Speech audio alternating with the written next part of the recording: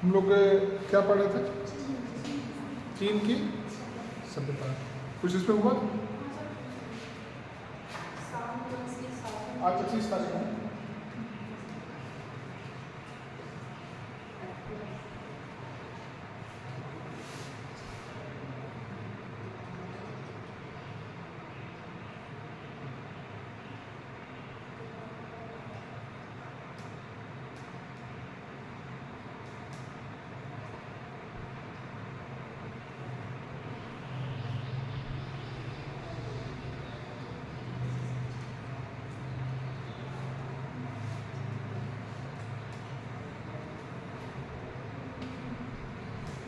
चीन की सभ्यता।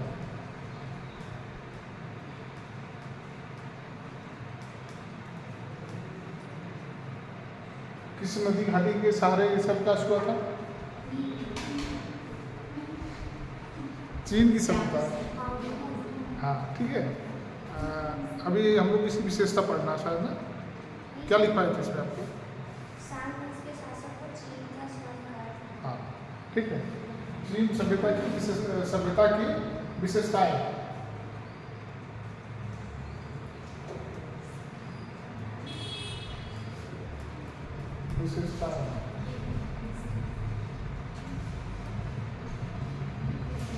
देखिए नंबर 1,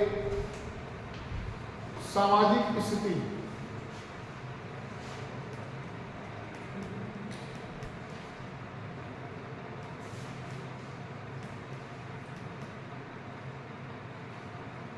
सामाजिक स्थिति। निहाल तुम्हारी मैथ कैसी है? मैथ तुम्हारी कैसी है? क्योंकि बाकी सब्जेक्ट तुम्हारा ठीक है, तो जितना मैं पढ़ाता हूँ उतना तुम्हारा अच्छा है। मैथ कैसा है? ठीक है ना? अच्छा। और प्राची भी तुम भी काफ़ी अब इम्प्रूव कर ली हो, मतलब तुम भी काफ़ी अच्छा पढ़ रही हो। मैथ किसकी कैसी मुझे नहीं पता है। और अंशु अभी तुम क्लास में क्यों इतना दिन नहीं आ रही थी? यहीं पे हो तो क्लास तो करो कम से कम कुछ तो सीखोगे। पूछो ये लोग, प्राची बताओ एमए की है, एमए का अलग से क्लास नहीं चलता था, फिर भी हिंदी वगैरह मतलब जो व्याकरण था सब कुछ पढ़ी है, नेहा में क्लास की है, तो कम से कम बीटीसी का तो पूरा क्लास कर लो। पैसा लगा है तो कम से कम उसका रिजल्ट अच्छा है। किसी का बैग लगेगा, कोई फेल होगा तो आप लोग से ज़्यादा कष्ट हमको होगा, क्योंकि हम आपको पढ़ा रहे हैं। इसलिए जो क्लास में नहीं आ रहा है उसके लिए हमारी कोई सिंपैथी नहीं है, लेकिन जितने लोग आप लोग आ रहे हो, चाहे 2, 4, 5 जितने लोग आ रहे हो, मेरा पूरा प्रयास रहेगा आप लोग का रिजल्ट कहीं से भी खराब ना होने पाए। उसके लिए हमारा जितना मैं पढ़ाता हूँ, या मैथ छोड़ के, मैथ हमको ठीक, तो जितना मैं पढ़ाता हूँ जितनी बार आप पूछ सकती हो, जो भी समझ में ना आए, मैं खुला ऑफर आपको दिया हूँ, चाहे BA-BSc क्लास में, चाहे MA क्लास में, चाहे आपकी क्लास में, जो भी चीज़ समझ में ना आए, 1 बार 2 बार 3 बार, वैसे भी मैं लगभग कोई चीज़ जो ज़रूरी होता है मैं जानबूझ के खुद ही 2 बार 4 बार आपको बोलता रहता हूँ, ताकि आपके दिमाग में कहीं कहीं से बैठ जाए। क्योंकि आपको नहीं पता कि ज़रूरी क्या है। सबसे अच्छी चीज़ तो यही होती है कि कम से कम अगर हमें ये पता लग जाए कि हमें क्या पढ़ना है। जैसे 100 पेज की किताब होती है, अब 100 पेज का पूरा तो कोई पढ़ नहीं पाएगा।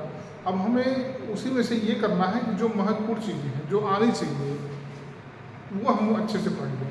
तो जो चीज़ें अच्छी हैं, जो महत्वपूर्ण हैं, जो एग्ज़ाम में पूछी जाती हैं या पूछी जाएंगी, इसलिए हम बार बार आपको, हम हिंदी पढ़ाते हैं तो हम GS में चले जाते हैं, अब GS पढ़ाते हैं तो हिंदी में भी चले जाते हैं। इसका कारण है कि जब वो चीज़ सामने हमारे आती है तो हमें ये लगता है कि आपको फिर से एक बार अपडेट कर दो।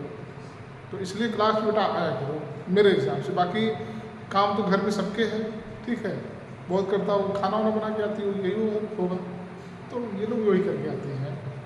तो ठीक है, आइए लिखते हैं हम लोग सामाजिक स्थिति। देखिए चीन का समाज 4 वर्गों में विभक्त था। 4 वर्गों में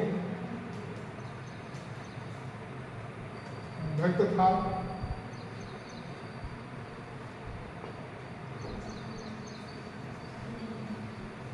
बुद्धिजीवी वर्ग, ऐसे लिखते जाइए। हाँ लिखिए, बुद्धिजीवी वर्ग, कामा व्यापारी वर्ग,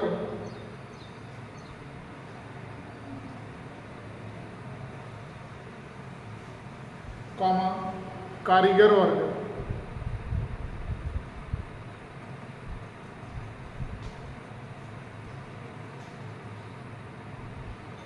तथा कृषक एवं मजदूर वर्ग, तथा कृषक एवं मजदूर वर्ग,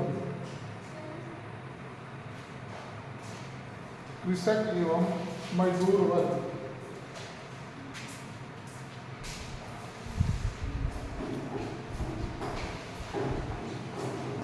इन सभी में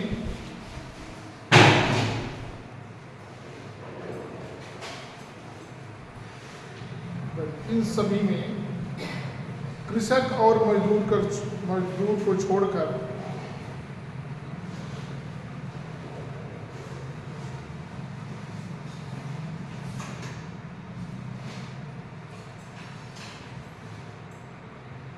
बाकी वर्गों की आर्थिक स्थिति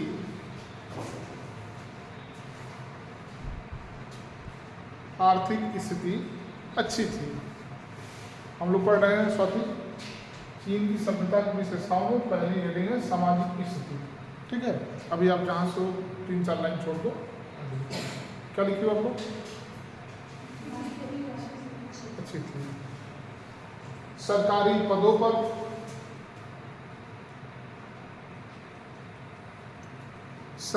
पदों पर योग्य व्यक्तियों की ही नियुक्ति की जाती थी। योग्य व्यक्तियों की ही नियुक्ति की जाती थी।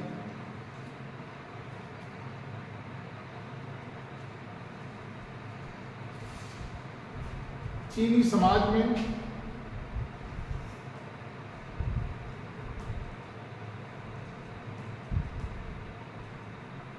संयुक्त परिवार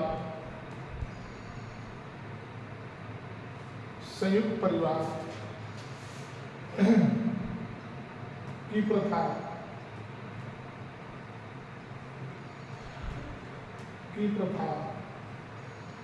प्रचलित थी।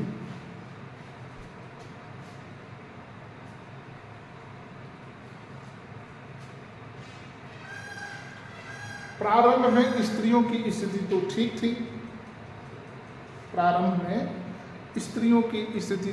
थी।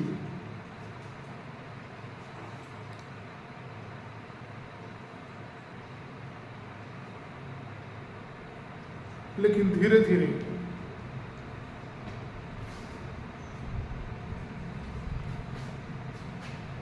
खराब होने लगी।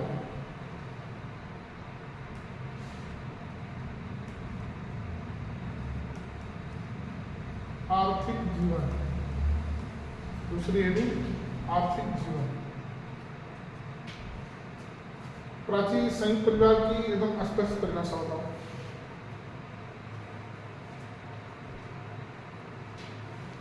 संयुक्त परिवार की खड़े हो जाओ, एकदम स्पष्ट परिभाषा बताओ कम शब्दों में, जिससे कि सबको समझ में आ जाए। नहीं बताओ, अच्छे से बताओ, सब लोग समझ जाए और आप भी समझ जाए। कौन बताएगा संयुक्त परिवार क्या होता है? संयुक्त परिवार नहीं जानते तुम लोग? बताओ नेहा। तो एकजुट तो हम लोग भी है। बताओ। बच्चे रहते हैं, मम्मी पापा, चाची चाचा, दादी दादा। इसको कैसे बताओगे? समाज शास्त्री शब्दों बताओ ना। बैठो। 2 या 2 से समझो मेरी बात, 2 या 2 से अधिक पीढ़ी के लोग, 2 या 2 से अधिक पीढ़ी के लोग जब एक साथ रहते हैं, एक साथ खाना खाते हैं, एक छत के नीचे रहते हैं, एक ही संपत्ति का भागीदार होते हैं, एक ही उनका जो देवी देवता होते हैं और एक ही कुल को मानते हो, उसे हम कहते हैं संयुक्त परिवार। अब आप सोच लो, आपके दादा होंगे, पिता होंगे, आप हो गए, तो 3 पीढ़ी हो गई। ठीक है, तो 2 या 2 से अधिक। अब समझिए कि जैसे मान लीजिए कि ये पुरुष का सिंबल होता है, ये विवाह का सिंबल होता है। ठीक, और ये होता है महिला का सिंबल। तो कभी इस तरह आपको कहीं मिले तो आप इसको समझिएगा कि ये पुरुष को दर्शा रहा है, और ये जो बराबर का चिन्ह है ये विवाह को दर्शा रहा है, और ये महिला को दर्शा रहा है। अब यहाँ पे कौन है? पति पत्नी है। ठीक, अब इन पति पत्नी से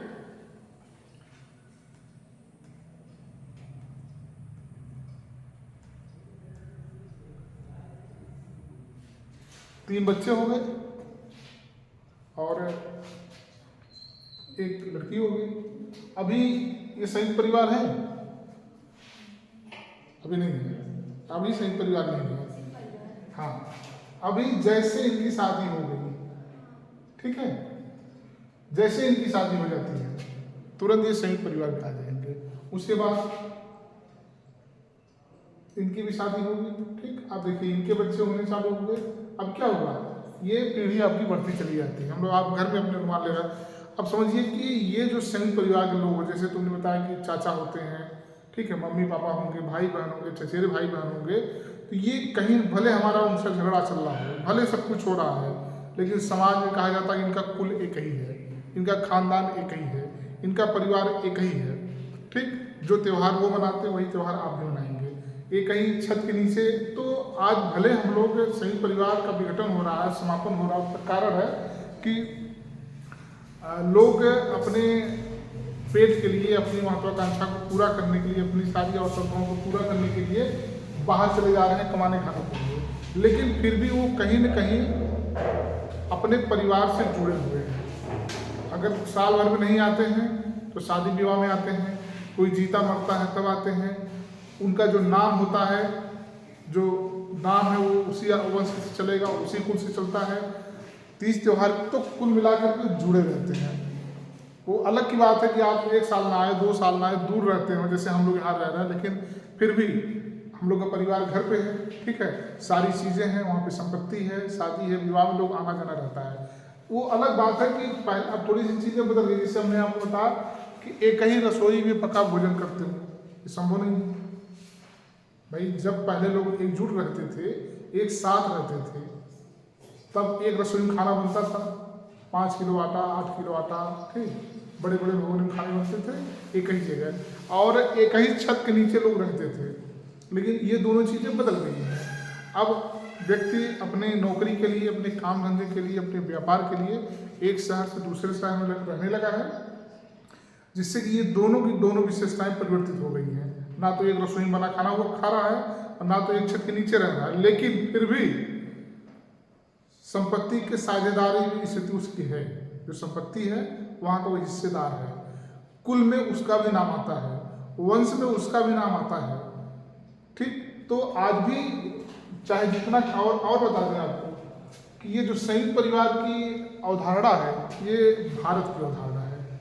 वर्तमान समय में केवल भारत ही एक ऐसा देश है जहाँ पे संयुक्त परिवार की अवधारणा पाई जाती है। नहीं तो अभी आप आगे पढ़ेंगे कि चीन में उस समय, प्राचीन काल की बात हम लोग कर रहे हैं ना, उस समय संयुक्त परिवार था, लेकिन अभी वहाँ संयुक्त परिवार नहीं है। अमेरिका में संयुक्त परिवार का नामो निशान तक नहीं है। वहाँ एकांकी परिवार है, एकल परिवार है, यहाँ तक कि अगर कह लें तो बिल्कुल आणविक परिवार है, सबसे छोटा जिसको हम लोग कहते हैं, जिसे जो तत्व का सबसे छोटा अंग होता है उसे लोग अणु कहते हैं ना, तो अणु परिवार होता है, उसे कहते हैं आणविक परिवार। ये जो आणविक परिवार होता है ये बड़े बड़े शहरों में है। ये परिवार होता है कि पति पत्नी एक साथ तो हैं, लेकिन ये दोनों नौकरी पेशा में है, दोनों नौकरी पेशा में है। बच्चा करना इनके प्लान में कुछ नहीं है। इनका मतलब ये है कि बच्चा बिल्कुल नथिंग होता है, एकदम बहुत बात की चीज़ है। 10-15 साल शादी विवाह जब हो जाएगा तो सोचेंगे कि बच्चा करे कि ना करे। हमारे यहाँ में अगर 4 महीना, 6 महीना, 1 साल देर होता है तो लोग कहते हैं कि लगता है कोई दिक्कत है क्या ना।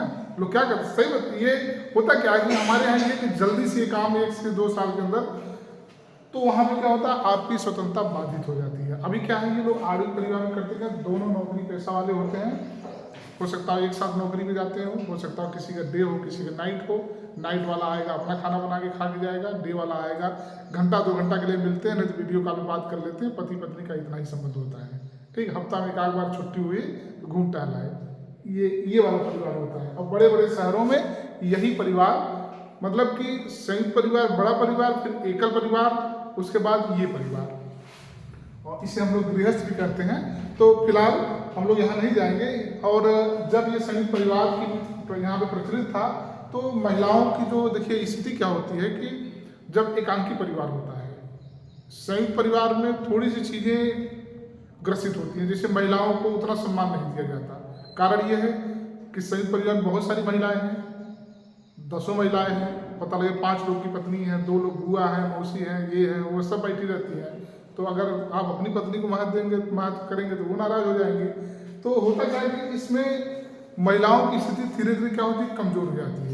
उनका वो स्तर नहीं होता है जो स्तर एकल परिवार में होता है, एकांकी परिवार। एकांकी परिवार की मालकिन होती है, कोई महिला अगर है जैसे आप लोग की जो भी है, तो एकांकी परिवार की क्या होती है, मालकिन होती है। अगर संयुक्त परिवार में क्या हो जाएगी, बहुत साइड में रहती है, मालिक कोई और रहता है, तो उसका कोई डिसीजन नहीं होता है।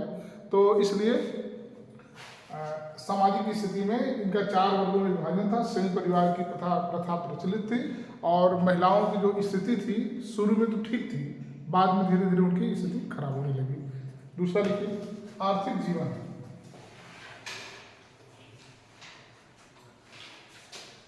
चीन में लोगों का मुख्य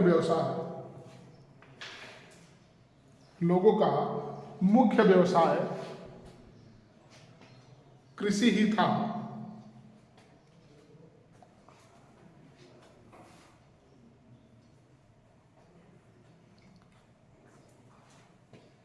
गेहूं, चावल, बाजरा, सोयाबीन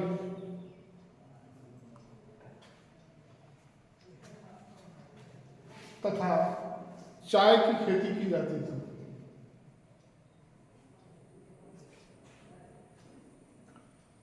इसके साथ साथ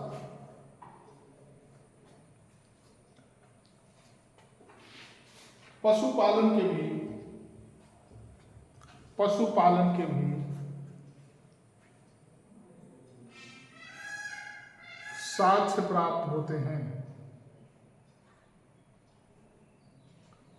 साक्ष्य प्राप्त होते हैं। रेशम की खेती का भी उल्लेख मिलता है। रेशम की खेती का भी उल्लेख मिलता है।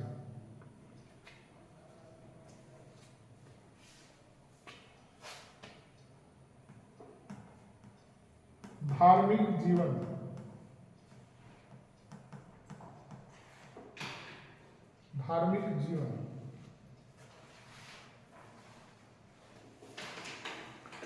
देखिए, चीन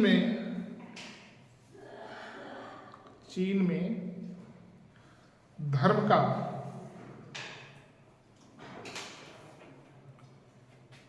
विशेष महत्व नहीं था।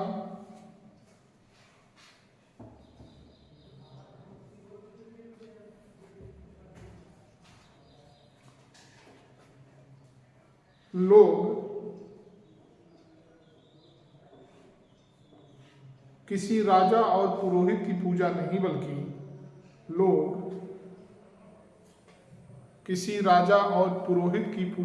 बल्कि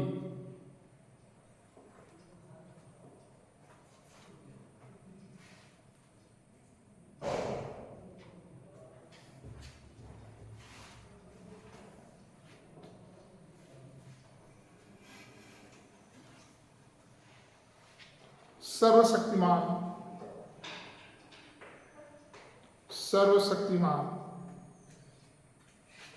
की पूजा करते थे।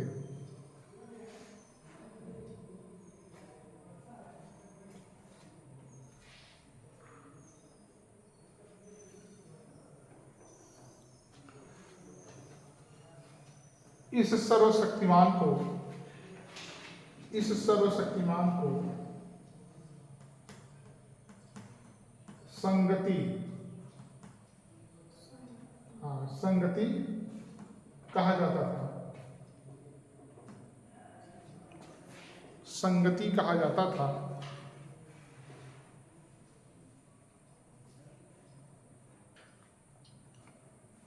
और इस संगति को स्वर्ग का देवता भी कहते थे। स्वर्ग का देवता भी कहते थे।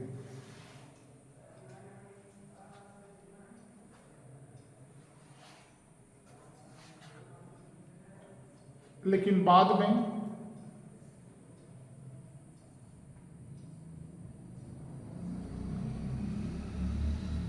राजा की पूजा का भी साक्ष्य प्राप्त होता है। बाद में राजा की पूजा का भी साक्ष्य प्राप्त होता है।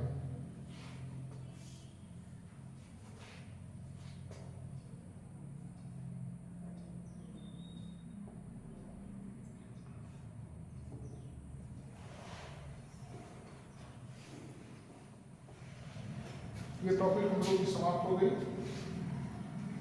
सभ्यता की। और अगले टॉपिक हम लोग पढ़ेंगे वैदिक काल और उत्तर वैदिक काल।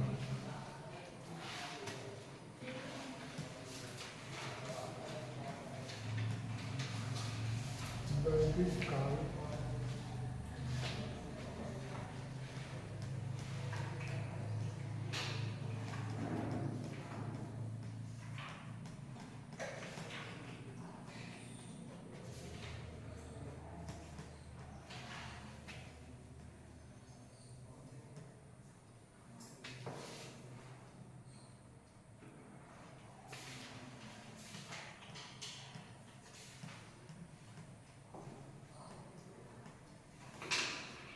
देखिए, वैदिक काल और उत्तर वैदिक काल का जो समय है वो 1500 ईसा पूर्व से लेकर के 600 ईसा पूर्व तक का कार्यकाल माना जाता है।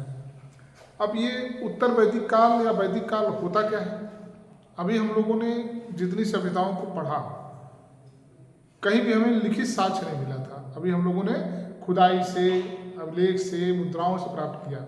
लेकिन जैसे ही हम लोग वैदिक काल में प्रवेश करते हैं, यहाँ से हमें इनकी सूचना जो वेदों से प्राप्त होने लगती है।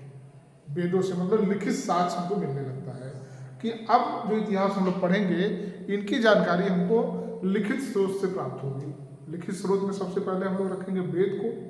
भाई आज वेद में जैसे 4 वेद होते हैं, तो चारों वेदों में कुछ न कुछ इतिहास के बारे में लिखा गया है, कुछ न कुछ चीज़ें लिखी गई हैं, चाहे वह जिस क्षेत्र में लिखी गई हो।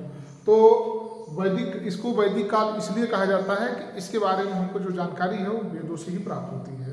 जैसे अगर हम लोग वैदिक काल की बात करेंगे तो जो ऋग्वेद है, चारों वेदों में ऋग्वेद सबसे प्राचीन वेद माना जाता है और पहला वेद माना जाता है। ठीक, ये 2 चीज़ इसमें पूछता है कि सबसे पहला वेद कौन सा है? ऋग्वेद। सबसे प्राचीन वेद कौन सा है? ऋग्वेद। ऋग्वेद को किसने लिखा है? उसने बताया था ना?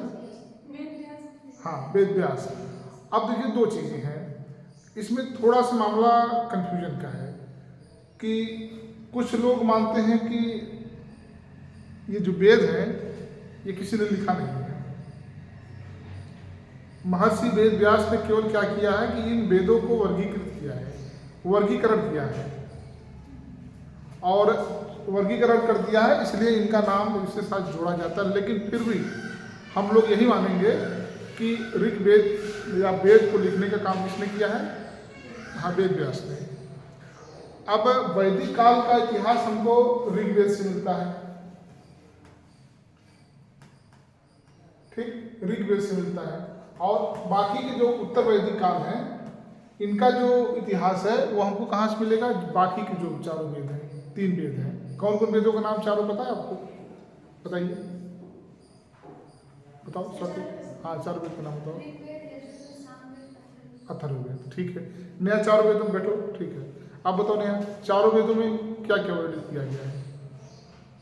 वैदिक काल में ऋग्वेद और 3 वेद जो है उत्तर वैदिक काल में। नहीं, ये तो ठीक है, इन चारों वेदों में एक अलग अलग विषय का, जैसे सामवेद में संगीत है ना, याद आ रहा है, बैठ जाओ। अथर्ववेद में अर्थ के बारे में बात की गई है, बैठ जाओ। और ऋग्वेद में जो है मंत्रोच्चारण की बात की गई है ना, एक टॉपिक अभी लिख पाएंगे हो। तो अभी बात जब आती है कि जो ऋग्वेद हमारा था, इसके वैदिक काल की जानकारी हमको ऋग्वेद से प्राप्त होती है, और उत्तर वैदिक काल की जानकारी जो होती है बाकी के जो 3 वेद हैं उससे होती है। तो इसी कार्यकाल में हम लोग जब पढ़ेंगे तो देखेंगे कि जो हमारा जो भारत था, अभी लोग जैसे आर्यावर्त कहा जाता है कि आर्य जो थे वो बाहर से आए थे। आर्य का मतलब होता है, आर्य मतलब क्या होता है, श्रेष्ठ, कुलीन, ठीक, वरिष्ठ, विद्वान, ये मतलब जितने भी अच्छे शब्द हम लोग अभी लिख पाएंगे। तो अब इनका ये था कि ये लोग बड़े विद्वान थे, और ये लोग पहले जो हमारा भारत था, ये भारत का जो डिवाइडेशन हुआ, जिससे पहले अगर हम लोग देखें तो भारत और पाकिस्तान एक था। भारत और पाकिस्तान से जो बंटवारा हुआ 15 अगस्त 1947, तब से 2 देश हो गए, एक पाकिस्तान, भारत। उसके पहले अगर हम लोग जब बात जाएंगे वैदिक काल में और उत्तर वैदिक काल में, तो भारत पाकिस्तान ही नहीं बल्कि अफगानिस्तान का क्षेत्र भी भारत के अंतर्गत ही था। मतलब ये तीनों एक साथ थे, तब इनमें कोई अलगाव नहीं था। और ये जो आर्य थे, जैसे जिसके हम लोग वंशज बताए जाते हैं, ये हम लोग बताया जाता है कि जो ऋग्वेद में लिखा गया है कि ये मध्य एशिया से ये लोग आए। ये बड़े विद्वान थे, बड़े गोरे चिट्ठे थे, और ये लोग आए तो यहाँ के लोगों पर क्या किया, आक्रमण किया। तो ये लोग धीरे अफगानिस्तान से जीतते जीतते हमारे भारत में हरियाणा, पंजाब, बिहार, पश्चिम बंगाल तक आ गए। और चूंकि ये मतलब बौद्धिक थे, विद्वान थे, शिक्षित थे और हृष्ट-पुष्ट थे, तो यहाँ के लोगों को इन लोगों ने क्या किया, आक्रमण किया। और जितने भी यहाँ के उस समय कौन सी जातियाँ थी, कबीलाई जातियाँ थी। कबीलाई जातियाँ मतलब क्या होता है कि घुमक्कड़ वाले जो जीवन जीते थे। अभी हम लोगों ने यही पढ़ा था ना भाई, हम लोगों ने पढ़ा सिंधु घाटी की सभ्यता, मेसोपोटामिया की सभ्यता, चीन की सभ्यता, लेकिन कहीं भी अभी बौद्धिक वर्ग की उत्पत्ति नहीं हुई थी। अभी यहाँ पे जितने लोग थे सभी लोग एक थोड़ा सा उठे थे, लेकिन जीवन इनका क्या था, अभी असभ्य था। अभी ये लोग कबीलों में ही रहे। कबीला मतलब होता है ऐसे अस्थायी रूप से रहना। घुमक्कड़ जीवन तो नहीं था, लेकिन कबीला हम लोग उसको कहते हैं कि जैसे झोपड़पट्टी नहीं होती है, उसे हम लोग कहते हैं कबीला। तो इनका जो स्थान था स्थायी तो हो गया था, लेकिन अभी व्यवस्थित नहीं हुआ था। ऐसे ही अव्यवस्थित तरीके से टाट पट्टी, मड़ई, जो भी दुनिया जो भी उसमें रहा होगा, घास फूस, हमें बताया था ना, खपड़ का घर और घास फूस पेड़ पौधों को बनाकर ये लोग कबीला बनाए थे अपना। तो ये सारे लोग कबीलाई थे। लेकिन जब ये आर्य वहाँ से आते हैं मध्य एशिया से, तो मध्य एशिया से जब ये लोग चलते हैं तो ये लोग अफगानिस्तान से जीतना चालू करते हैं। अफगानिस्तान, पाकिस्तान से जीतते जीतते आपके भारत में प्रवेश करते हैं। भारत में हरियाणा, पंजाब और ये पश्चिम बंगाल, बिहार तब नहीं था, तब मध्य भारत था। सबके नाम अभी लिखवाएंगे। तो ये बिहार वर्ग उसमें नहीं था। पूरे उत्तर भारत को जैसे अभी उत्तर भारत में हम लोग आते हैं, 12 से 13 प्रदेश के नाम उत्तर भारत में आते हैं। तो अभी तो अलग अलग प्रदेश हो गया है, लेकिन पहले कंबाइंड रूप में क्या कहा जाता था, उत्तर भारत और दक्षिण भारत, और बीच में मध्य भारत। तो मध्य भारत में वही आपका बिहार और मध्य प्रदेश आता था। तो इन लोगों ने क्या किया कि इतने उत्तर वैदिक काल से लेकर के उत्तर वैदिक काल तक ये लोग आए और पूरा आक्रमण करके यहाँ पर क्या कर लिए, कब्जा कर लिए। जब कब्जा कर लिए तो जाहिर सी बात है, जब बाहर का कोई व्यक्ति आएगा तो अपनी जीवन शैली यहाँ पे लागू करेगा, अपने तौर तरीके लागू करेगा। सामाजिक, आर्थिक, सामाजिक, धार्मिक जितने भी इनकी चीज़ें थी सब अलग अलग तरीके की होने लगी। अब ये लोग, अभी हमने बताया कि ये बौद्धिक थे, विद्वान थे, शिक्षित। तो अब धीरे धीरे क्या होता है कि जब ये लोग आते हैं तो यहाँ भी बौद्धिकता आने लगती है, क्योंकि ये पूर्ण रूप से शासन कर रहे थे। शासन 2 तरीके से, एक अर्ध तरीके से होता है, एक पूर्ण रूप से होता है। तो अर्ध तरीके में होता क्या है कि आप सारी चीज़ों को फॉलो नहीं करा सकते। जैसे हम समझौता होता है, अर्ध में क्या होता है, समझौता होता है। ठीक, आप शासन करो लेकिन आप इनको नहीं छेड़ेंगे, आप इनको डिस्टर्ब नहीं करेंगे। तो उसमें क्या रहता है कि जो भी राजा होता है या जो शासन करता है वह अपनी मनमानी नहीं कर पाता। लेकिन जब पूर्ण रूप से कोई शासन करता है तो वो जो चाहता है वो करता है। जैसे अंग्रेज जब यहाँ पे आए थे तो अंग्रेजों का पहले यही था कि ये व्यापारिक रूप में आए थे। जो अंग्रेज आए थे पहले व्यापारिक रूप में आए। नहीं, पहले आपको और पीछे ले चलते हैं। जैसे पहले मुस्लिम शासक आए तो मुस्लिम शासक का जो उद्देश्य था लूटना। इनका जो उद्देश्य था शासन करना नहीं था, लूटना था और एक तरीके से तहस नहस करना था। तो ये लोग आए यहाँ पे लूटने का जब प्रयास किए तो यहाँ भी राजा थे, यहाँ भी लोग थे। तो उस लूटने के चक्कर में यहाँ पे लड़ाई हुई, लोग जीते हारे। कुछ साल तक जो है मुस्लिमों का शासन यहाँ पे चला। उसके बाद धीरे धीरे फिर अंग्रेज आए। जब अंग्रेज आए तो ये लोग व्यापारिक रूप में आए थे। ये किस लिए आए थे? व्यापारिक रूप में आए थे कि ये वहाँ से ईस्ट इंडिया कंपनी की स्थापना करेंगे और ईस्ट इंडिया कंपनी के माध्यम से हम लोग क्या करेंगे, भारत में व्यापार करेंगे। और जो भी वहाँ पे अमेरिका में या लंदन में जो भी चीज़ें ज़्यादा होती थी उसको बेचने के लिए और यहाँ की चीज़ों को वहाँ ले जाने के लिए ये आए थे। लेकिन धीरे धीरे इनके मन में क्या आ गया, लालच आ गया। इनको ये लगा कि नहीं, अब ऐसा करते हैं कि व्यापार तो ठीक है, पूरे भारत पे ही हम लोग शासन करते हैं। तो इन लोगों ने कूटनीति का सहारा लिया। कूटनीति मतलब राजनीति अलग होती है, कूटनीति अलग होती है। कूटनीति वह होता है कि सामने वाला आपके मुंह पे वाह वाह करेगा, लेकिन पीछे से वो आपके जो है पैर काटने का काम करता है। और जो राजनीति करता है वो खुल के आपका विरोधी होता है। जो चाणक्य क्या था, कूटनीतिज्ञ था। वो क्या करता था कि उसका काम यही था कि झगड़ा लगाना और झगड़े को फिर सुलह कराना। चाणक्य विद्वान व्यक्ति भी था, लेकिन राजनीतिक के साथ साथ वो कूटनीतिक भी था। तो इन लोगों ने क्या किया, कूटनीति का सहारा लिया और लोगों को यहाँ पे क्या किया कि भरमाने का प्रयास किया, लड़ाने का प्रयास किया, यहाँ के राजाओं को तोड़ने का प्रयास किया। भाई उस समय यहाँ भी हिंदू राजा काफ़ी प्रबल हो गए थे, लेकिन इन लोगों ने क्या किया कि इनको ये लग गया कि जब तक इनकी एकता को हम तोड़ेंगे नहीं तब तक यहाँ पे हम शासन नहीं कर पाएंगे। क्योंकि व्यापार करने के लिए इन्होंने पहले धीरे धीरे समुद्र के किनारे, समुद्र के रास्ते से इन्होंने व्यापार का एक माध्यम बनाया। और चूंकि उस समय स्थल मार्ग उतना मजबूत नहीं था, हवाई मार्ग उतना मजबूत नहीं था, केवल कौन सा मार्ग था, जल मार्ग। तो समुद्र के रास्ते इन्होंने सबसे पहले जो समुद्र किनारे, जैसे सबसे पहले इन्होंने कोठी लगाई कोच्चि में। ठीक, कोच्चि कहाँ है? कोच्चि कहाँ है? केरल में है। ठीक, फिर ऐसे ऐसे इन लोगों ने, कोठी का मतलब क्या होता है, एक बंदरगाह। एक क्या होता है, बंदरगाह। अब बंदरगाह का मतलब क्या होता है कि व्यापार का एक, जैसे अभी आज के समय में स्थल का हम लोग देखें, मंडी जिसको हम लोग कहते हैं, मंडी हम लोग जाते हैं ना कि जो कोई सी सामान मंडी में लेके जाना है तो वहाँ इफराद खरीदने बेचने वाले होते हैं। मतलब आपका सामान बिकना तय है। जैसे अभी आप मोहनगंज कोई सामान लेके जाओ, 10 कुंटल गेहूँ, तो हो सकता ना बिके, हो सकता भाई उतना कोई यहाँ पे पैसा ही ना रखा हो या कोई लेना ही ना चाहे।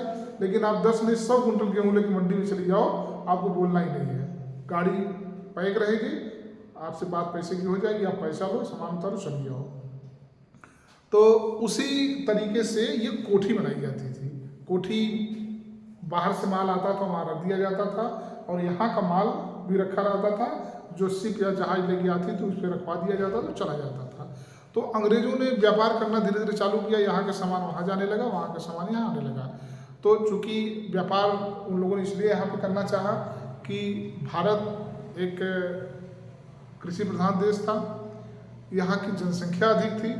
भाई कोई भी व्यक्ति पैसा कहाँ लगाएगा, जहाँ से उसको फायदा होगा।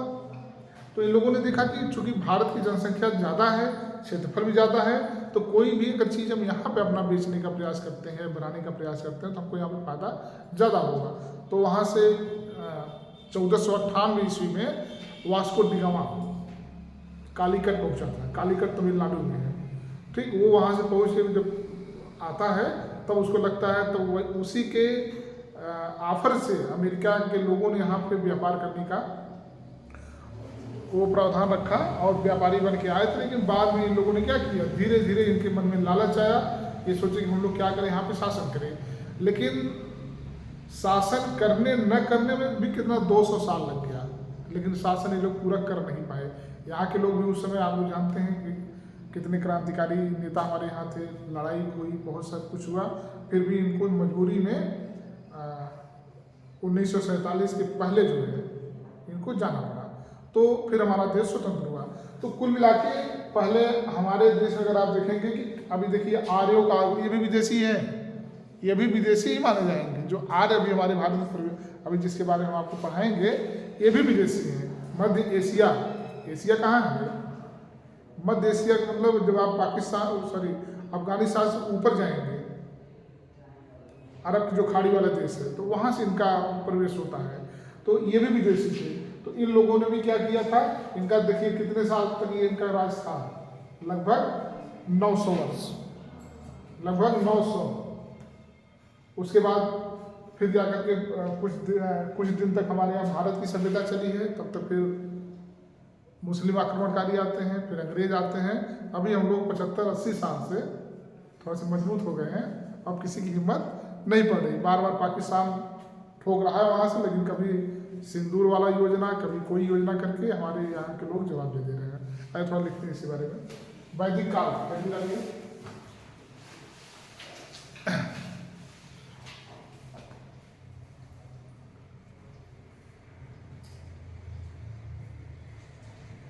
देखिए सिंधु सभ्यता के पतन के बाद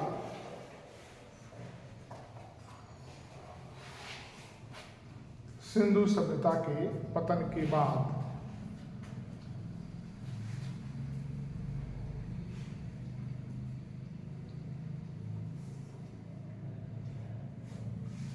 जो नवीन संस्कृति प्रकाश में आई, जो नवीन संस्कृति प्रकाश में आई,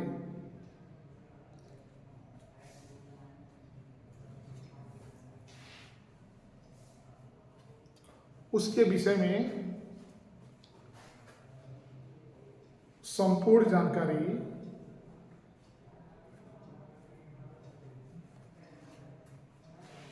हमें वेदों से मिलती है। संपूर्ण जानकारी हमें वेदों से मिलती है।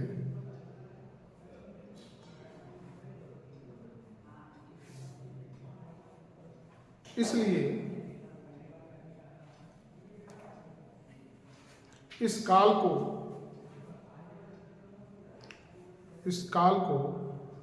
वैदिक काल कहा जाता है।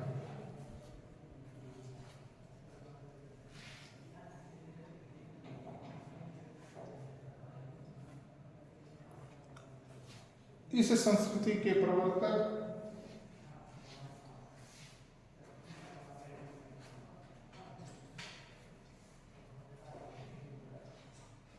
आर्य लोग थे।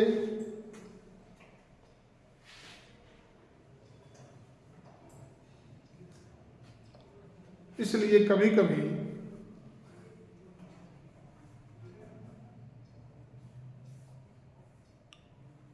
इसे आर्य सभ्यता भी कहा जाता है।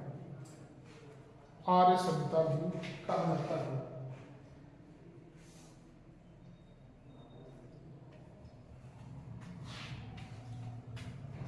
यहाँ आर्य शब्द का अर्थ है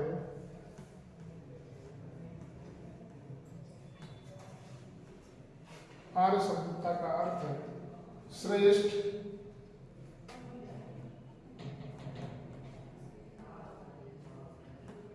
अभिजात,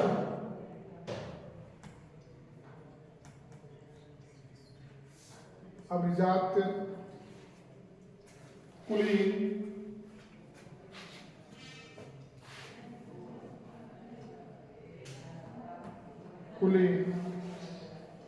उदात्त, उत्कृष्ट,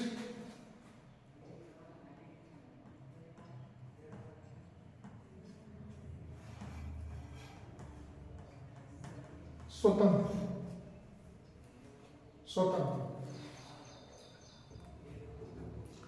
यह काल 1500 ईसा पूर्व से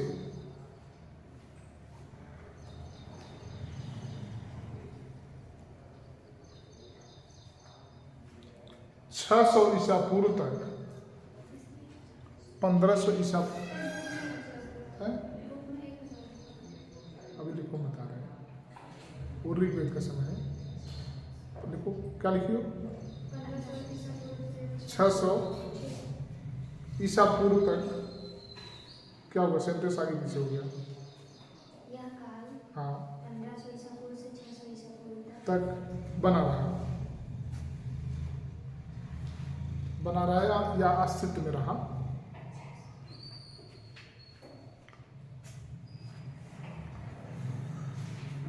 एक 1000 से जो आएगा ना स्वाति, वो उत्तर वैदिक काल का समय है। ठीक है, अगले निकालिए। आर्यों का भौगोलिक क्षेत्र, आर्यों का भौगोलिक क्षेत्र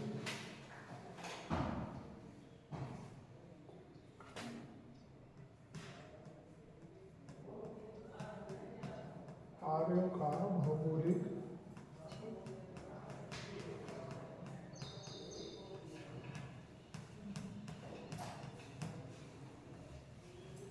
देखिए, भारत में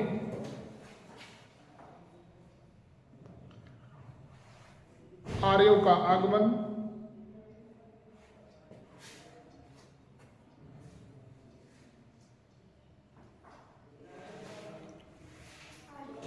आगमन 1500 ईसा पूर्व के आसपास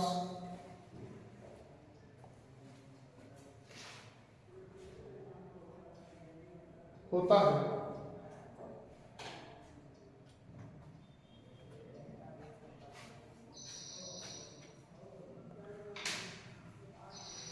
भारत में इन्होंने सबसे पहले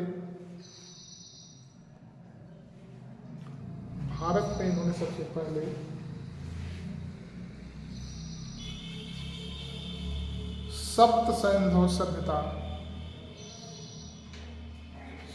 सप्त सैंधव प्रदेश सभ्यता नहीं, भारत में इन्होंने सबसे पहले सप्त सैंधव प्रदेश में बसना, सप्त सैंधव प्रदेश में बसना प्रारंभ किया। लिख दें, सप्त मतलब 7, अभी बता रहे हैं क्यों इसको सप्त सैंधव कहा जाता है। बसना प्रारंभ किया। इस प्रदेश में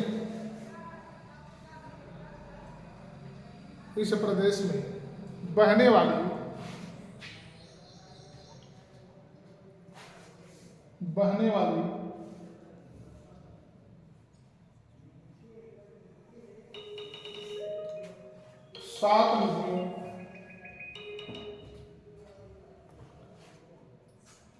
सात नदियों का जिक्र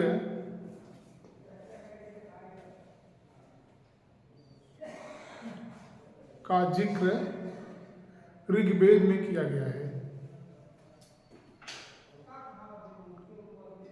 ऋग्वेद में किया गया है।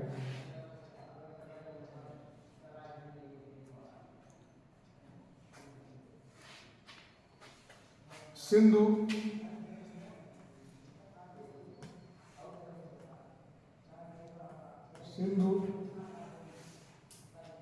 सरस्वती,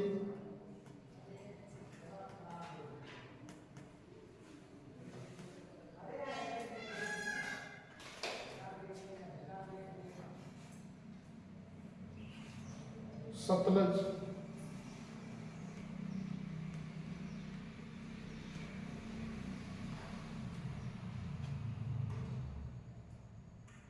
व्यास,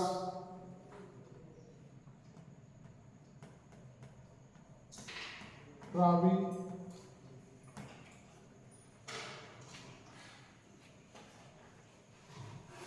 झेलम,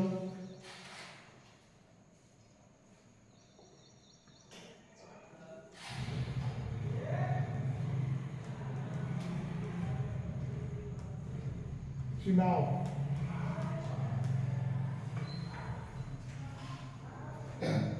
ये हो गई 7 नदियाँ। इनके जो प्राचीन नाम हैं 2-3 नदियों के लिए थोड़ा से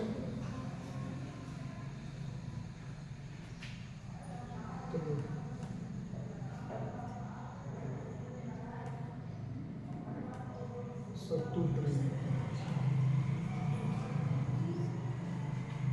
विपसा,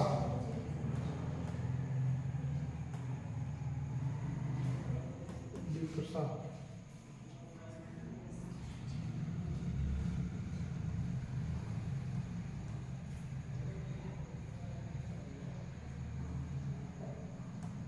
परुश्री,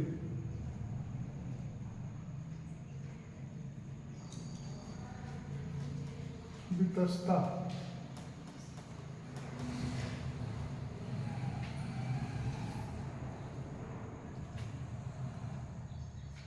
अस्किनी,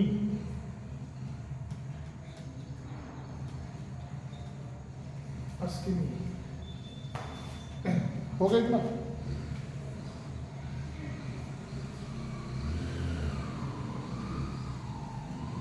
ये दोनों बहुत पूछता है।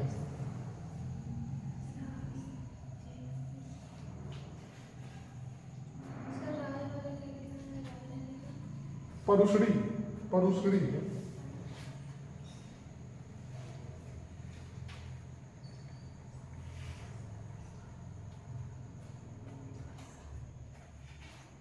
हो गया? पैराग्राफ चेंज करिए। देखिए ये अभी हमने आपको बताया जो सप्त सैंदो प्रदेश था, सप्त सैंदो लिखा है आपको ना, ये जो 7 नदियों का क्षेत्र था, ठीक। कभी कभी एक आध बार पूछा है आपने कि सप्त नदियों में कौन नदियां नहीं है, ऐसे पूछ देगा। तो इन 7 नदियों के अलावा एक आध नदी कोई और नाम रहेगा तो जो नहीं है। और कभी कभी पूछता है कि रावी का प्राचीन नाम क्या था, झेलम का नाम क्या था, तो इसलिए हमने आपको ये भी लिखवा दिया। ये 2 पूछता है, रावी और झेलम, बाकी 3-4 और आप देख लेना।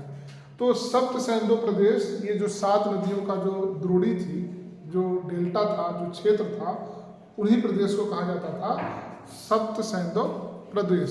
उसमें ये 7 नदियां बहा करती थी। पैराग्राफ चेंज करिए। कुछ अफगानिस्तान के नदियों का जिक्र भी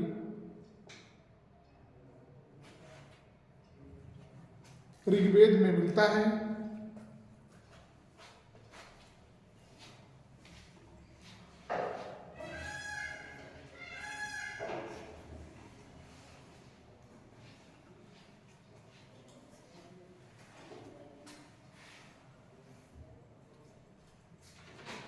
जैसे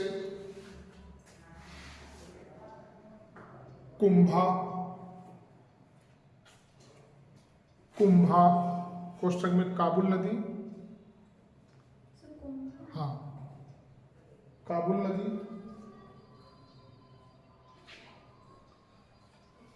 कुर्रम,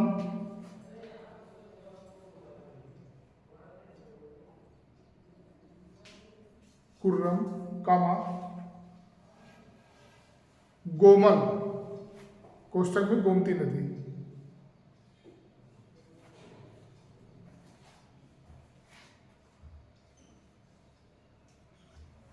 आदि।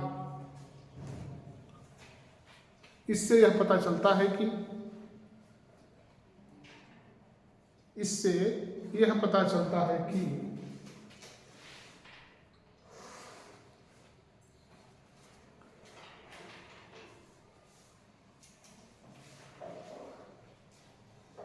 अफगानिस्तान भी उस समय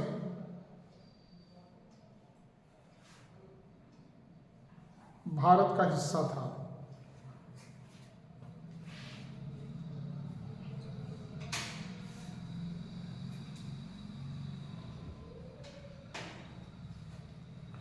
ऋग्वेद में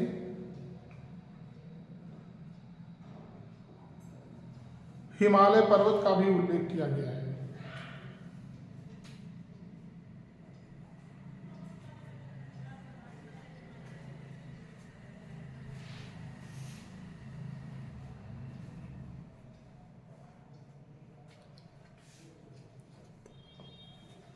इस प्रकार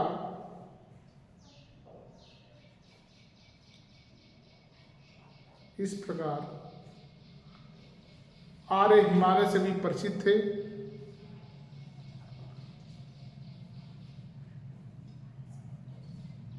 हिमालय से भी परिचित थे।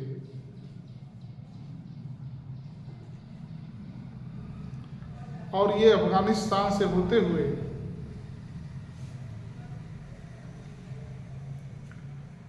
हिमालय के रास्ते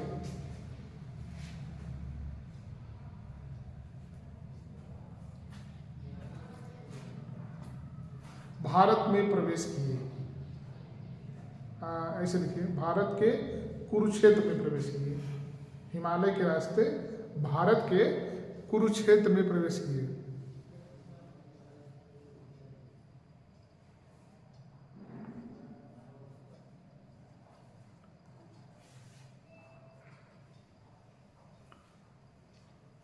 कहाँ है कुरुक्षेत्र भाई स्वाति?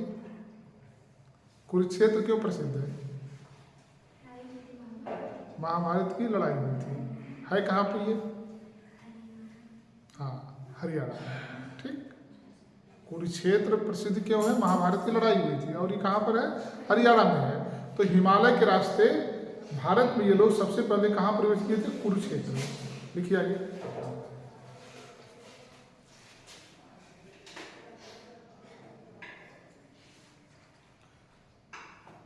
कुरुक्षेत्र पर कब्जा करने के बाद इन्होंने इसका नाम आर्यावर्त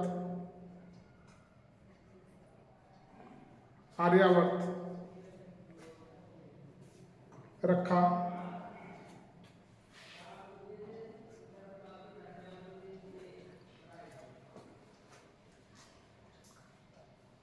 और गंगा यमुना दो आब क्षेत्र में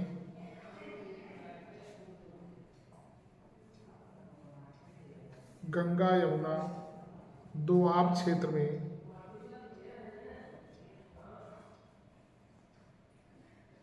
प्रवेश कर दोआब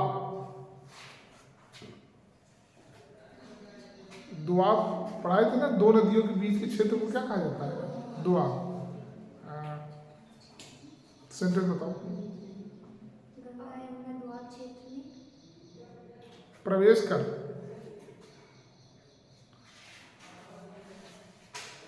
वहां भी विजय प्राप्त की।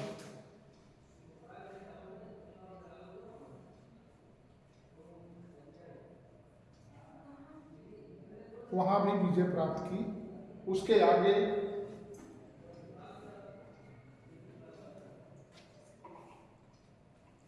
मध्य भारत एवं उत्तर भारत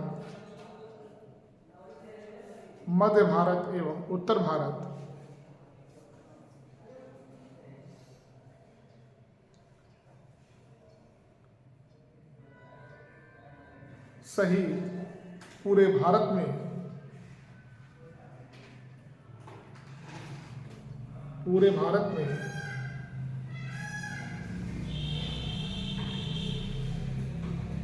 अपने विजय की स्थापना की।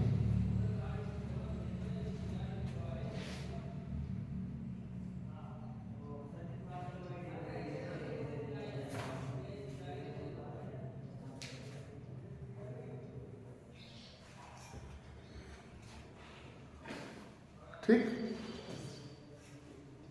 देखिए, ये मध्य एशिया से आए और पूरे भारत पे कब्जा कर लिए। थोड़ा सा एक हेडिंग डालिए।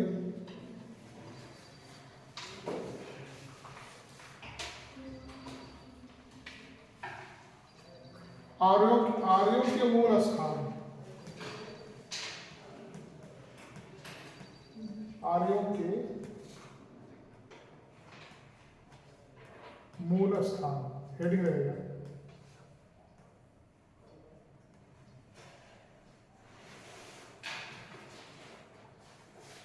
लिखिए, आर्यों के मूल स्थान के बारे में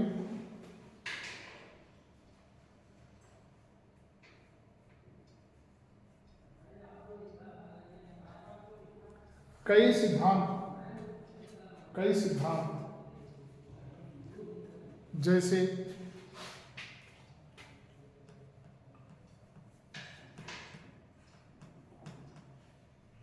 यूरोपीय सिद्धांत,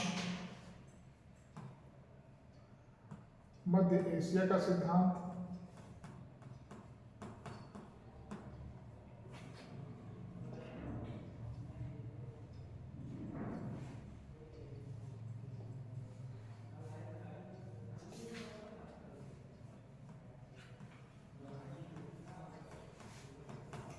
मध्य एशिया का सिद्धांत, तीसरा भारतीय सिद्धांत,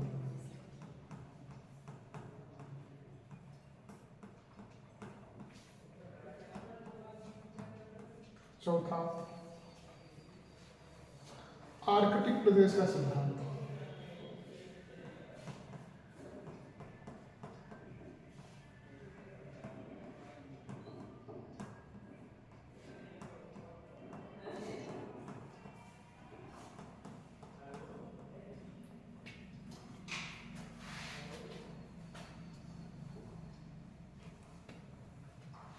पैराग्राफ चेंज करिए। उपर्युक्त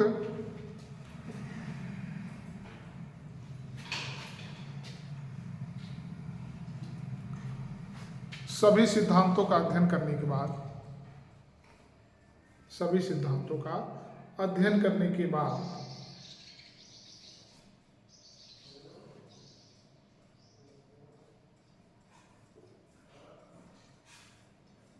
हम कह सकते हैं कि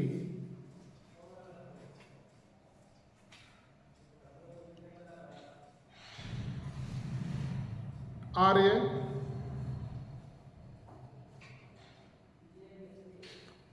मध्य एशिया के मूल निवासी थे।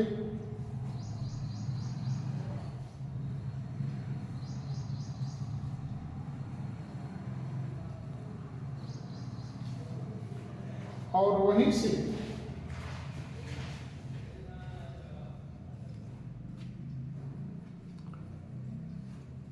इन्होंने अपनी विजय यात्रा शुरू की थी।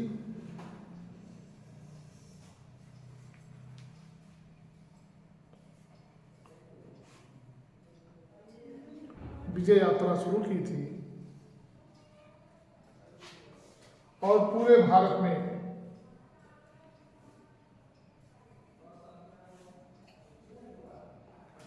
अपनी शासन व्यवस्था स्थापित की।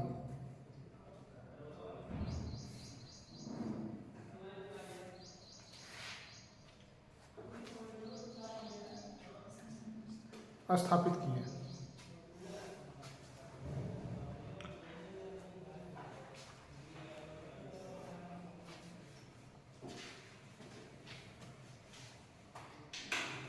अगली हेडिंग कर लीजिए।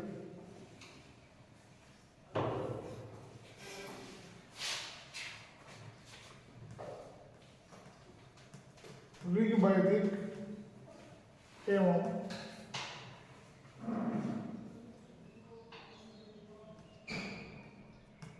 पूर्व वैदिक कालीन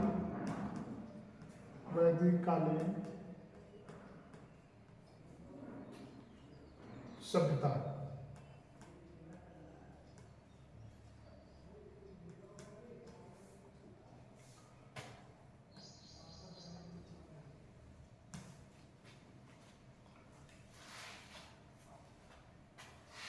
वैदिक कालीन सभ्यता नंबर 1 में रहेगा सामाजिक स्थिति।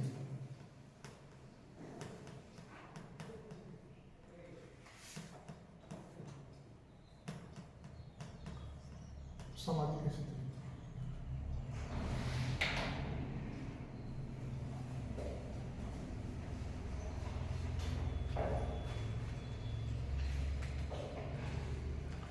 लेकिन इस काल में या इस सभ्यता में परिवार महत्वपूर्ण था।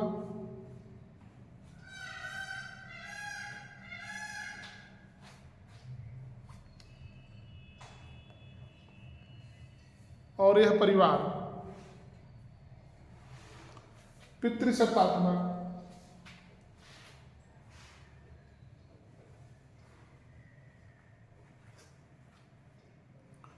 और संयुक्त परिवार या हाँ संयुक्त परिवार प्रणाली पर आधारित था।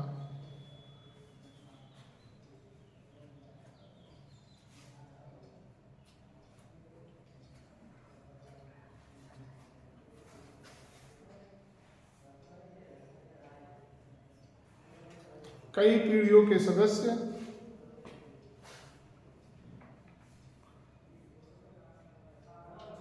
एक ही घर में,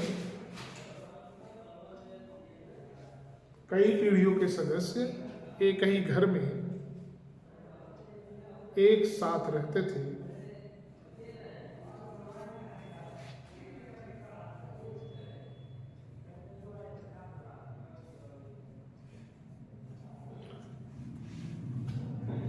परिवार का सबसे वृद्ध व्यक्ति, परिवार का सबसे वृद्ध व्यक्ति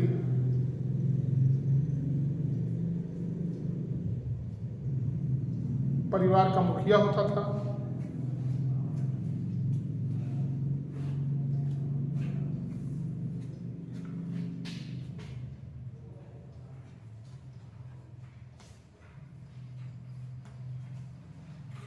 परिवार के समूह को, परिवार के समूह को विश कहा जाता था और कबीले वालों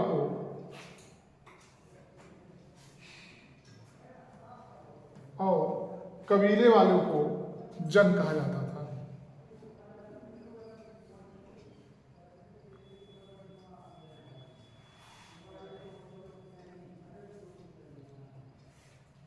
इसका मतलब ये हो गया कि जो लोग परिवार, कभी हमने बताया ना कि एक परिवार में कई कई लोग, मतलब संयुक्त परिवार था ना, तो संयुक्त परिवार में जितने लोग रहते थे उनको क्या कहा जाता था? हाँ, जो कबीला, कबीला मतलब गांव, जैसे आज हम लोग जिस चीज़ को गांव कहते हैं उस समय कबीला कहा जाता था। जैसे हम लोग कहते हैं गांव के लोग, तो कहा जाता था हमारे कबीले के लोग। कबीले के लोगों को, गांव के लोगों को क्या कहा जाता था? जन। ये पूछता है, थोड़ा इसको याद रखना आप लोग कि परिवार के सदस्यों को क्या कहते थे? विश, और कबीला के लोगों को जन। पैराग्राफ चेंज करिए। वैदिक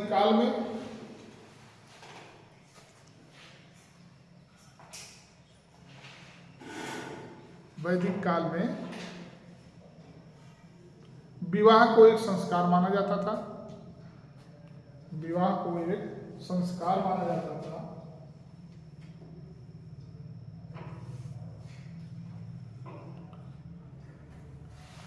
सामान्यतः कन्या या लड़की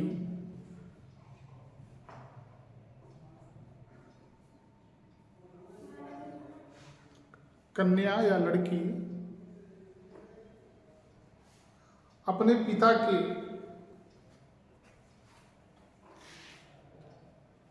आज्ञा अनुसार विवाह करती थी।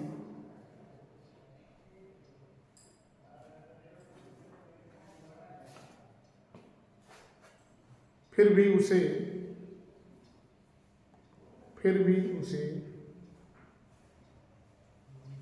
अपना जीवन साथी चुनने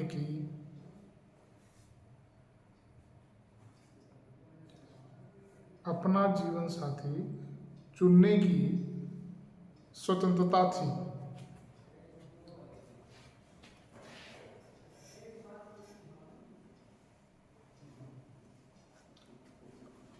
साधारण वर्ग में एक पत्नी प्रथा थी।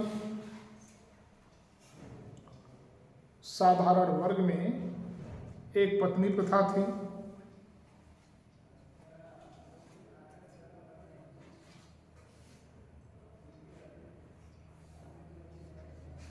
जबकि उच्च एवं धनी वर्ग में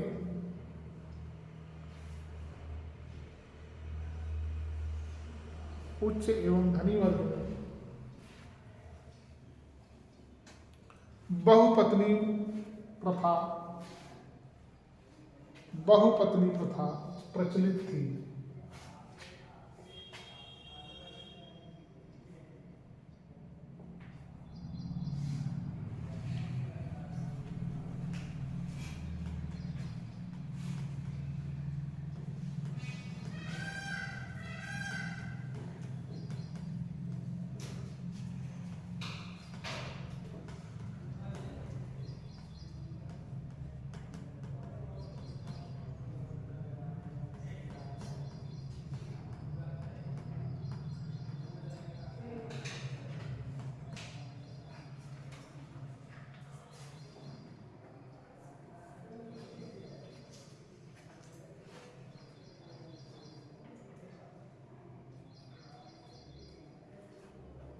इस काल में बाल विवाह का उल्लेख नहीं मिलता।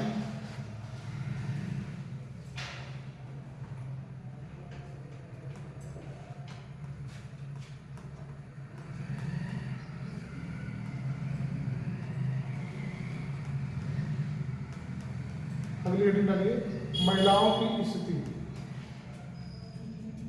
महिलाओं की स्थिति।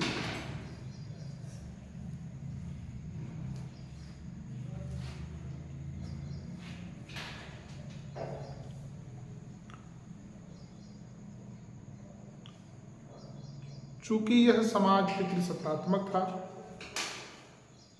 चूंकि यह समाज पितृसत्तात्मक था, फिर भी महिलाओं की स्थिति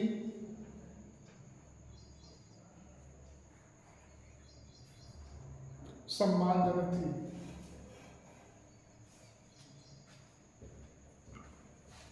महिलाओं की स्थिति सम्मानजनक थी।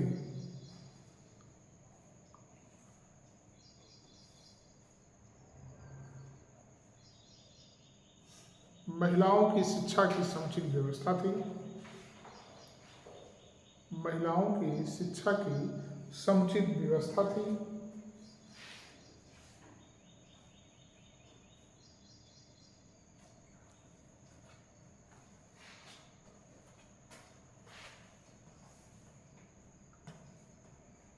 विदुषी महिलाओं को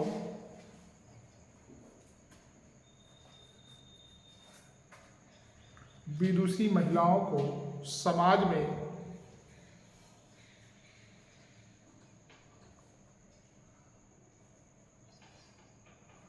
उच्च स्थान प्राप्त था।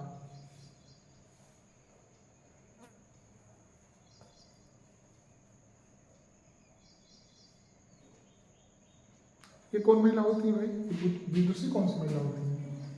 सर जो शिक्षित और पढ़े लिखे हो, जैसे विद्वान होते हैं। हाँ, तो राइट, वैसे बिल्कुल बिल्कुल। जैसे विद्वान पुरुष को विद्वान कहा जाता है, विदुषी, तो विद्वान का विलोम विदुषी हो जाएगा। ठीक, विदुषी महिलाओं को उस समाज में सम्मानजनक मतलब पद पे सम्मान था, और बाकी महिलाओं में समाज तो क्या था, पितृसत्तात्मक था, लेकिन फिर भी चूंकि महिलाओं की शिक्षा की समुचित व्यवस्था थी, इसलिए महिलाओं का सम्मान भी था, और खासकर जो विदुषी महिलाएं थी, विद्वान महिलाएं थी, उनका और सम्मान था। आगे लिखिए।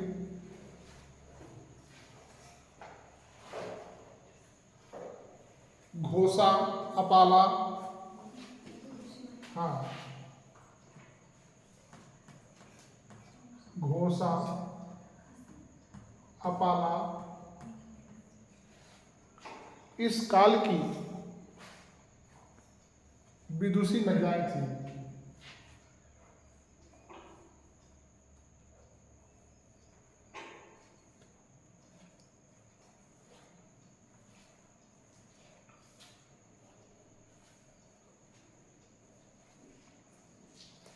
स्त्रियां धार्मिक कर्मकांड में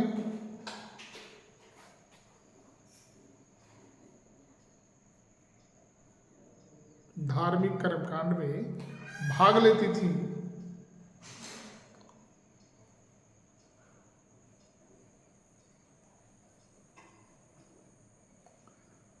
और इनमें पर्दा प्रथा नहीं था।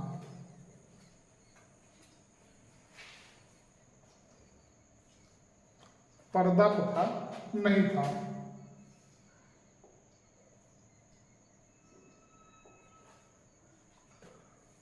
अगली हेडिंग, वर्ण व्यवस्था।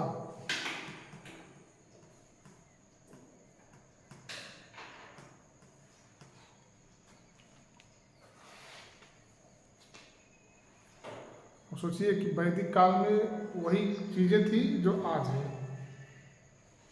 ठीक, उस समय भी महिलाओं को सम्मान था, महिलाओं की शिक्षा की उत्तम व्यवस्था थी, और विद्वान महिलाएं हुआ करती थी।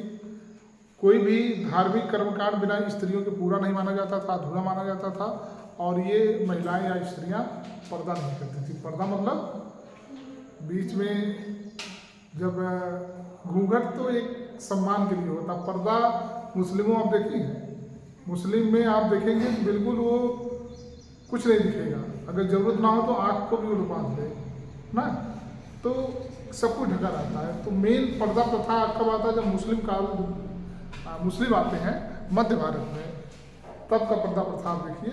वो घूंघट वाला तो एक सम्मान होता है, वो तो एक धर्म होता है, वो अलग चीज़ हो गई। तो उस समय महिलाओं को इतनी स्वतंत्रता थी, शादी विवाह लड़कियों की पिता के आज्ञानुसार ही होता था, फिर भी उनकी सहमति ली जाती थी या उनको अपना विचार रखने की व्यवस्था थी, और वो अपने मनपसंद से भी शादी कर सकती थी, अगर मतलब घर परिवार वाले लागू करें तो। आज भी हमारे यहाँ उसी तरीके से है। तो सोचिए हम लोग कई साल पहले की बात पढ़ रहे हैं, 2500 इधर और 1500 उधर ना, लगभग 4000 वर्ष पहले की बात हम लोग पढ़ रहे हैं। ये चक्र चलता है, जो चक्र चलता है, साइकिल चलती है, कभी फिर हम लोग घूम फिर के वहीं पे आते हैं। जैसे अभी अब पढ़ेंगे तो योगा पहले था ना, योगा पहले था, बीच में लोगों ने योगा करना बंद कर दिया था, लेकिन आज फिर घूम फिर के हम लोग फिर योगा पे आ गए हैं। तो सेम कंडीशन वही है। उस समय महिलाओं की स्थिति अच्छी थी, बीच में महिलाओं की स्थिति खराब हुई, फिर अच्छी हुई, फिर खराब हुई, आज फिर अच्छी हुई है, और निकट भविष्य में अब खराब होने की कंडीशन पे नहीं है। उसका कारण यह है कि महिलाओं की जनसंख्या भी अधिक हो गई है, महिलाएं हर पद पे आ गई हैं, इसलिए महिलाओं को कोई पीछे नहीं कर पाएगा। वर्ण व्यवस्था, वर्ण का अर्थ होता है रंग, वर्ण का अर्थ होता है रंग।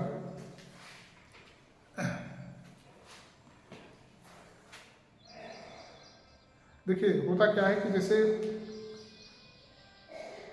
जो वर्ण व्यवस्था थी, ये आर्य जब आते हैं तो पहले जाति नहीं थी, पहले जाति नहीं थी, वर्ण था। तो वर्ण में 4 वर्ण थे, ब्राह्मण, क्षत्रिय, वैश्य और शूद्र। तो ये रंग के आधार पे थे। जैसे ब्राह्मण का रंग बिल्कुल सफेद था और शूद्र का रंग काला था, बीच में किसी का हल्का पीला था, इस तरीके से था। तो रंग के आधार पर चारों वर्णों का बंटवारा किया गया, और पहले तो रंग के आधार पर किया गया, फिर बाद में क्या हुआ कि एक मच्छर कट रहा है, कर्म के आधार पर इनका क्या हुआ, कार्यों के आधार पर बंटवारा कर दिया गया। अब ये हुआ कि ये वर्णों की उत्पत्ति कैसे हो गई, वर्ण व्यवस्था आई कहाँ से? तो कहा जाता है कि जो वर्ण व्यवस्था थी वो ब्रह्मा के मुख से, ब्रह्मा के मुख से ब्राह्मण का जन्म हुआ, ठीक। ब्रह्मा के बाजू से जो है क्षत्रिय का हुआ, और जो इनका हुआ क्या कहते हैं वैश्य का, ब्रह्मा के जांघ से मतलब पैर से, ठीक। और जो शूद्रों का जन्म हुआ वो उनके पैर से हुआ, मतलब वैश्य का जांघ से हुआ और शूद्रों का पैर, पैर मतलब नीचे वाले हिस्से से। तो इसी आधार पर इनके कार्यों को बंटवारा कर दिया गया। कहा गया कि चूंकि ब्रह्मा के मुख से ब्राह्मण का जन्म हुआ है, तो ब्राह्मण क्या करेंगे, वो पढ़ेंगे पढ़ाएंगे और कुछ नहीं करेंगे, और ये क्या करेंगे, शादी विवाह कराएंगे, मंत्र उच्चारण करेंगे, ठीक। तो ये इनका काम हो गया। क्षत्रियों के लिए कहा गया कि चूंकि ये इनका जो जन्म हुआ है ब्रह्मा के बाजू से हुआ है, तो ये किसका प्रतीक है, बल का प्रतीक है। तो इनको कह दो कि ये सीमा रेखा की क्या करेंगे, रक्षा करेंगे। चूंकि ये बलशाली है, लड़ाकू है, तो ये कहा करेंगे कि कोई बाहरी जो है आक्रमण ना करने पाए। और वैश्य को कहा गया कि इनको आप बोलिए कि खेती बाड़ी करके सबके पेट की व्यवस्था करे, खाने पीने की व्यवस्था करे। और शूद्रों को कहा गया कि ये सबकी सेवा करे। ये इस हिसाब से कार्यों का बंटवारा कर दिया गया, और यही चल रहा था और आज भी चल रहा है। हम लोग पूजा पाठ खुद नहीं कर पाते ना, हम लोग मंत्र पढ़ना जानते ही नहीं है। तो आज भी हम लोग, पहले क्या था, गुरुकुल में जो शिक्षा दी जाती थी वो पंडितों के द्वारा ही, ब्राह्मणों के द्वारा दी जाती थी। क्यों? क्योंकि ये माना जाता था कि चूंकि ब्रह्मा के मुख से इनका जन्म हुआ है, तो इनके जीन में, इनके मस्तिष्क में, इनके मुंह में सरस्वती का वास है, तो ये शिक्षित है, ये हमको शिक्षा प्रदान करेंगे। लेकिन आज वो बात है। तो जो कार्यों का बंटवारा हुआ था वर्ण व्यवस्था में रंग के आधार पर हुआ था, कि जो ब्राह्मण थे या जो जिसको हम लोग कहते हैं वो आर्य जो थे वो गोरे गोरे थे, सफ़ेद थे। जो नीचे वाले थे शूद्र थे, ये काले थे, बीच में थोड़ा से बैस वगैरह पीला लाल इस तरीके से चारों वर्गों का विभाजन किया गया था। फिर बाद में रंग के आधार को छोड़ करके कार्यों के आधार पर बंटवारा किया। यही वर्ण व्यवस्था आगे चल करके जाति का रूप धारण कर लेती है। सोचिए, आर्य थे एक, वर्ण हुआ 4, और आज जातियां सिर्फ भारत में लगभग 3 से 4 हज़ार जातियां हैं। हम लोग 10-5 नाम जानते हैं जातियों के, जो मेन है ना, बाकी हम लोग जाति का नाम नहीं जानते। लेकिन फिर भी उस समय 1957 में 53 में काका कालेलकर आयोग गठित किया गया था। उस समय जब जातियों 2700 जातियाँ, बीपी मंडल आयोग के समय में 3200 जातियों का विवरण दिया गया था। लेकिन अभी अब देखेंगे तो और हो गई होगी। तो इन वर्णों से ही जाति की उत्पत्ति होती है। अब देखिए वर्ण व्यवस्था में क्या था, लिखिए। वर्ण का अर्थ क्या हुआ, दिक्कत हो रही क्या? लिखिए, वर्ण का अर्थ रंग होता है। आर्यों का रंग गोरा था।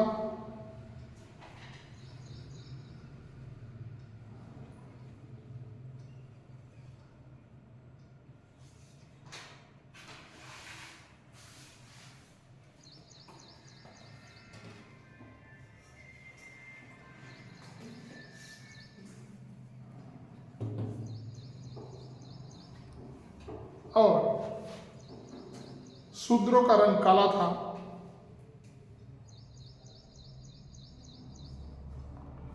इसी आधार पर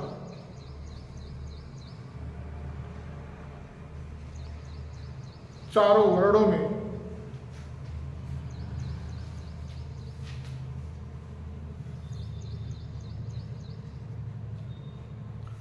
थोड़ा थोड़ा रंग का अंतर था। थोड़ा थोड़ा रंग का अंतर था।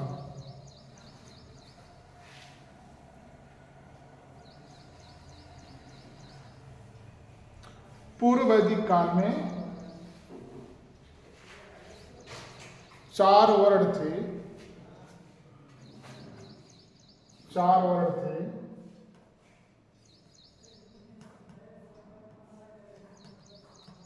ब्राह्मण,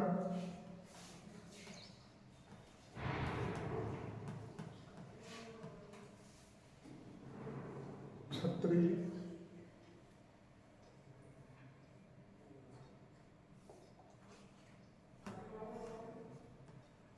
वैश्य,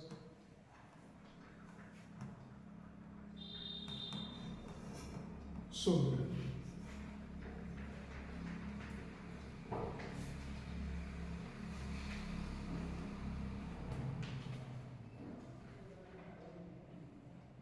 लिखिए, ब्राह्मण की उत्पत्ति ब्रह्मा के मुख से,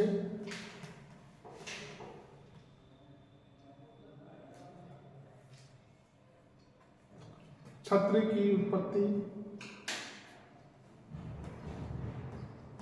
भुजाओं से,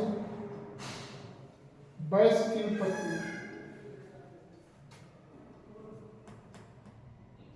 जांघ से,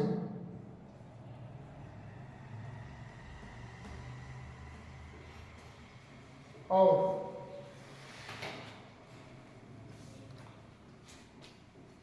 शूद्र की उत्पत्ति पैरों से हुई है।